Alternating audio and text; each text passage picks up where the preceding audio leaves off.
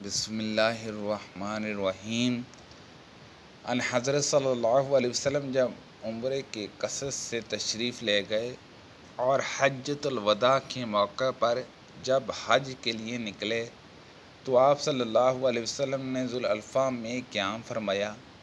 ذوالحلیفہ کی مسجد کے قریب آپ صلی اللہ علیہ وسلم ایک ببل کے درخت کے نیچے اترے، اور جب آپ کسی جہاد سے واپس ہوتے اور راستہ ذوالحلیفہ سے ہو کر گزرتا جہاں حج یا عمرے سے واپسی ہوتی تو آپ وادی عتیق کے نشیبی علاقے میں اترتے۔ پھر جب وادی کے نشیب سے اوپر چڑھتے تو وادی کے بالائی کنارے کے اس مشرقی حصے پر پڑاؤ ہوتا جہاں کنکریوں اور ریت کا کشیدہ نالہ ہے، یعنی بطح میں، جہاں آپ صلی اللہ علیہ وسلم رات کو صبح تک آرام فرماتے۔ یہ مقام اس مسجد کے قریب نہیں ہے جو پتھروں کی بنی ہے۔ آپ اس ٹیلے پر بھی نہیں ہوتے جس پر مسجد بنی ہوئی ہے۔ وہاں ایک گہرا نالہ تھا۔ عبداللہ بن عمر رضی اللہ عنہما وہیں نماز پڑھتے۔ اس کے نشیب میں ریت کے ٹیلے تھے اور رسول اللہ صلی اللہ علیہ وسلم وہاں نماز پڑھا کرتے تھے۔ کنکریوں اور ریت کے کشیدہ نالہ کی طرف سے سیلاب نے آ کر اس جگہ کے آثار و نشانات کو پاٹ دیا ہے جہاں حضرت عبداللہ بن عمر رضی اللہ عنہما نماز پڑھا کرتے تھے۔ نبی صلی اللہ علیہ وسلم نے اس جگہ نماز پڑھی جہاں اب شرف روحہ کی مسجد کے قریب ایک چھوٹی مسجد ہے۔ عبداللہ بن عمر اس جگہ کی نشاندہی کرتے تھے جہاں نبی کریم صلی اللہ علیہ وسلم نے نماز پڑھی تھی۔ کہتے تھے کہ جہاں تمہارے دائیں طرف جب تم مسجد میں قبلہ رو ہو کر نماز پڑھنے کے لیے کھڑے ہوتے ہو،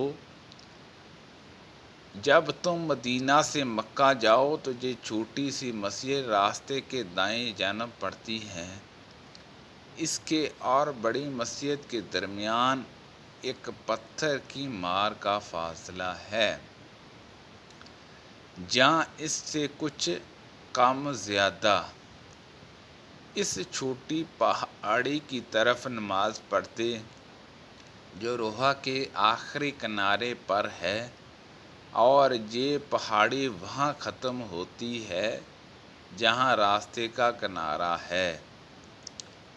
اس مسجد کے قریب جو اس کے اور روحہ کے آخری حصے کے بیچ میں ہے۔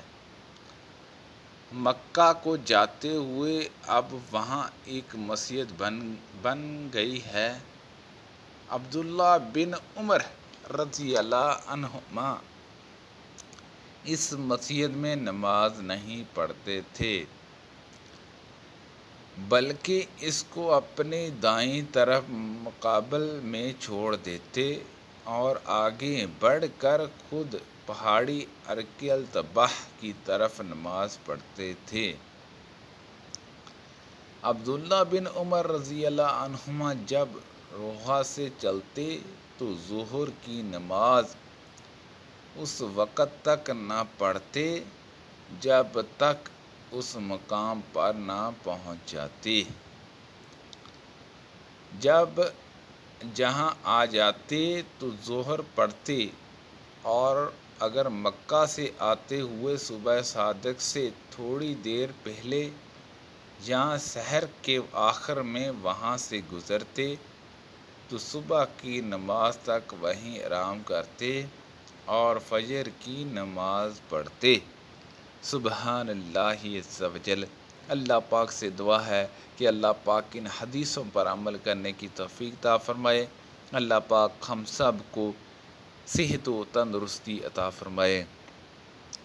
آمین بجاہ النبی الامین صلی اللہ علیہ وسلم۔